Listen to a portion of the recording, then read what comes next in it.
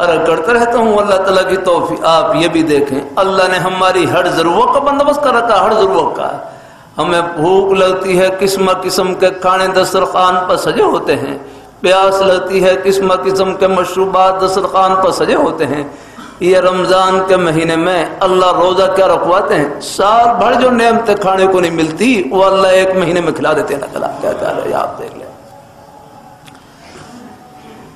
جس طرح اللہ تعالیٰ نے ہمارے کھانے کی، پینے کی، رہائش، لباس کی ہر قسم کی ضرورت کا بندوبست کر رکھا ہے، اسی طرح اللہ تعالیٰ نے جنت کی ٹھنڈی ہواؤں میں پہنچانے کے لیے بھی ہماری رہنمائی کا پورا بندوبست کر رکھا ہے.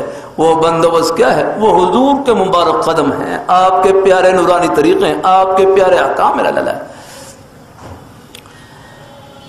اللہ تعالیٰ اپنے قدم قدم پر رہنمائی رکھ رہا ہوں. اللہ تعالیٰ ابھی حدیث شریف ہے، وہاں پر ہماری زندگی کا کوئی گوشہ ایسا نہیں ہے، کوئی گوشہ ایسا نہیں ہے. امام بخاری رحمۃ اللہ علیہ اپنی کتاب میں کتاب کا آغاز وہی کے آغاز سے کر رہا ہوں، پھر آگے اس کے بعد ایمان ہے، پھر اس کے کتاب الایمان، پھر کتاب العلم، پھر آگے کتاب الطہارت یاد رہا ہوں. قدم قدم پر رہنمائی یاد رہا ہوں.